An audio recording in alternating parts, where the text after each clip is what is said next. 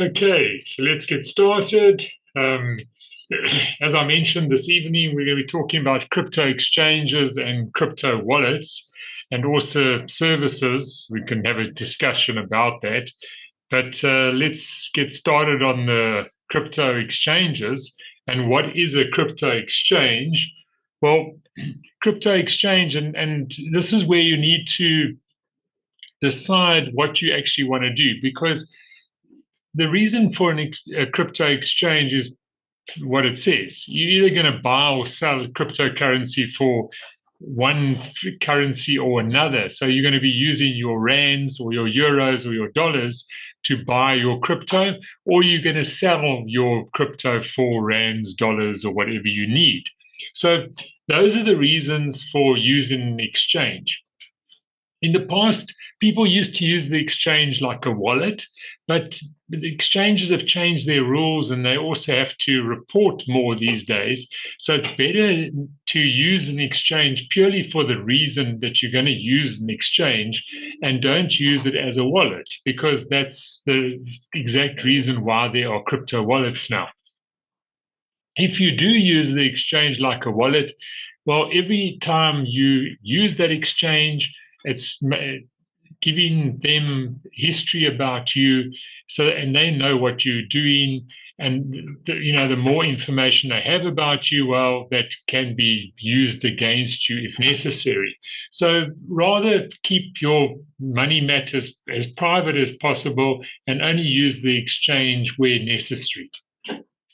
So in the case of the private wallets, you need to think of that like a physical wallet. You wouldn't keep a lot of money in your wallet. You would just go to the bank, you would draw out what you need, and you would then go to the shop, spend the money in your wallet, and probably come home with a wallet that's relatively empty. So that's the idea of a wallet. It's not there to store money either. There's other services that would store money for you. So, but we're not really worried about that at the moment, because most of our money in our cases are going into either our own money, or we putting our money into crypto and then putting it into NWP. People who store or hodl, as they call it, currencies, they would have their own solutions already. So we're just looking at the very basics and looking at the wallets and why you should choose. And like I said, don't use an exchange if you don't have to. It's firstly more expensive, and it's simpler if you keep your matters private.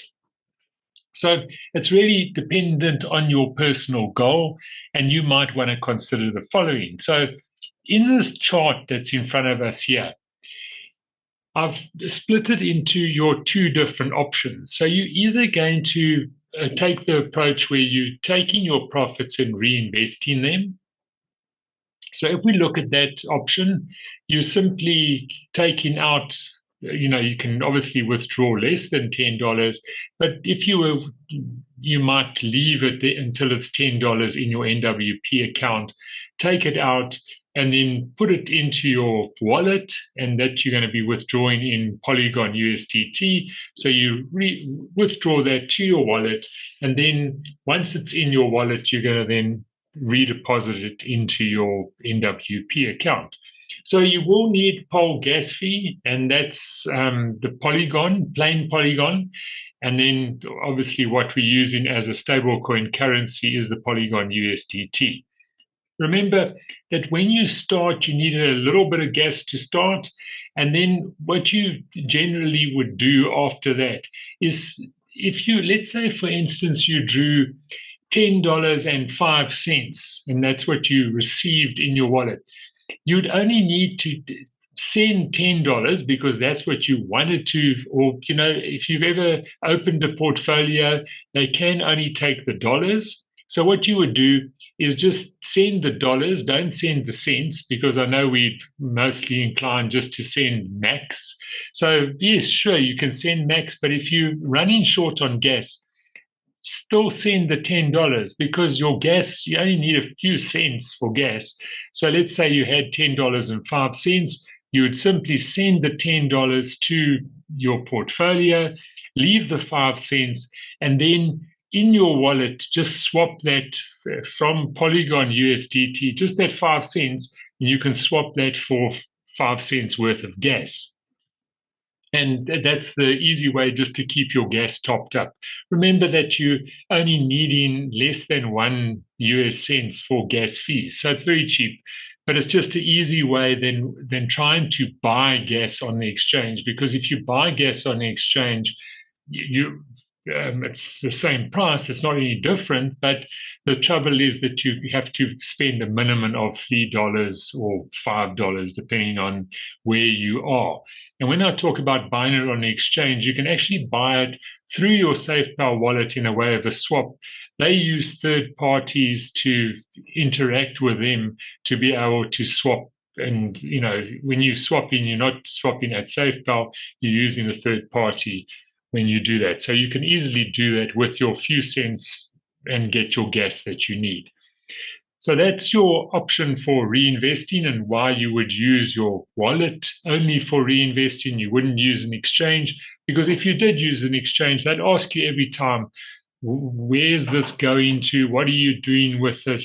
And, it might seem very insignificant when the amounts are small, but when your amounts become bigger, then it becomes an issue. So they would, because, very quickly you can hit the threshold. And as soon as you hit the threshold, well, then, you're liable for tax and all that sort of thing. And remember that, yes, you need to pay tax if you're spending the money and you're actually using the cash. So you've got what they call a cash event. Well, then if you've got a cash event, obviously you're going to pay the tax. But you don't want to create yourself an event just by putting money in and out, just for the reinvest process. So you keep that separate, and it just keeps things a lot easier.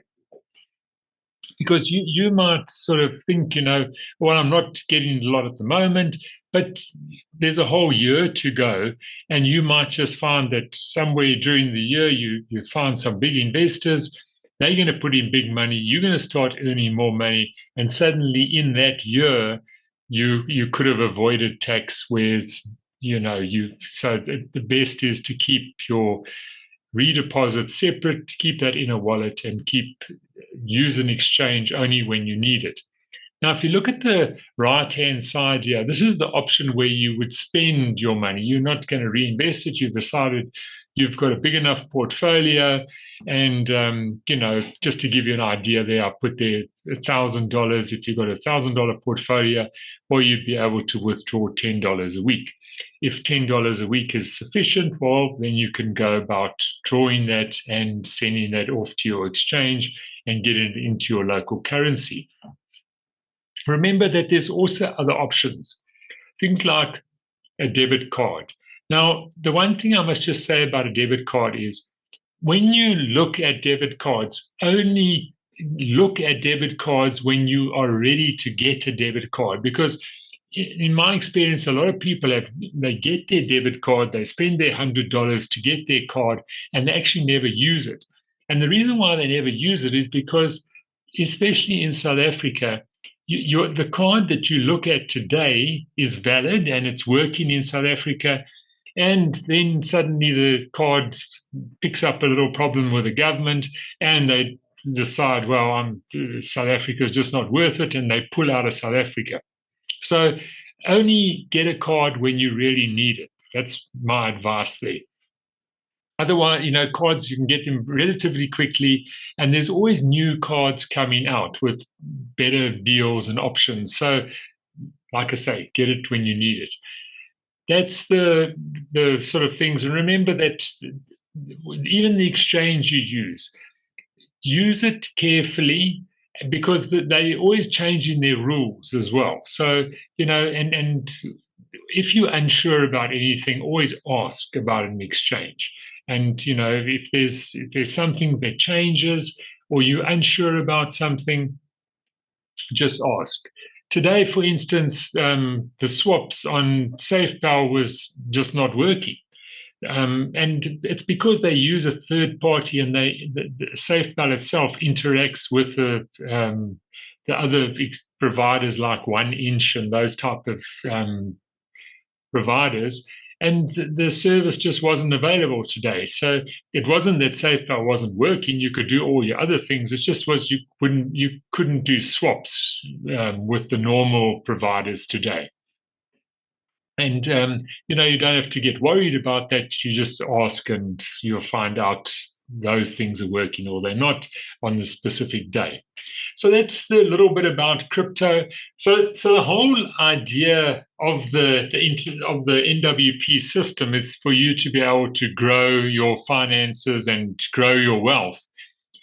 Just remember that, I know a lot of people try to avoid tax, but don't try avoid tax, because the receivers are getting clever. So rather structure effectively. So, when you're still in the foundation portfolios, you're probably just accumulating there. And when you get up to the growth portfolios, then you'll probably start spending a bit, but also plan and structure. And at that stage, speak to tax professionals so that they can help you structure, especially with your business growing. And you might just find that your legs grow very quickly and you start to earn a significant amount of money, and that's where it becomes important to make sure that your structure is correct. So there's many different options for that, and you'll find that when you are at that level, so just keep it in the back of your mind. When you are there are plans and structures that you can get. So when you're looking at your card, you might be saying, well, I'm going to spend my money. You might have a different structure to use that card to spend your money. So just think of that, and always ask and get advice before you get yourself into trouble. That's the best thing to do. Right, so that is my presentation for this evening, short and sweet. Let's have a general discussion now and see if there's anything that anyone would like to talk about. Is everyone clear about the way to withdraw, to deposit, to use your wallet? You can use, your private wallet. So that's your SafePal, your MetaMask, your Exodus, your Trust, those type of wallets. Is everyone familiar with that? And if you do need a change, so let's say, for instance, you've loaded up your Exchange wallet, just contact support and ask them to remove your existing wallet, whatever that withdrawal is. It'll take 2 or 3 days to do that. And then you can simply, they'll notify you that the wallet has been removed from your back office, and then you can upload a new one, or SafePal, or whatever wallet you've decided to use. So that's, and if you're having any trouble, just let me know and I can facilitate that for you as well. Because they often will check with me if they haven't heard from you before, for instance, just for security measures, just in case someone's trying to hack your account or something like that. And I might contact you and just ask you for security measures as well. So yeah, there is a system in place, so don't worry about that. Well, if there's no more questions or anything, then I'll bid you a farewell and a good night. Do have a good evening further, and we'll see you on the Zoom tomorrow night if you're going to be joining us.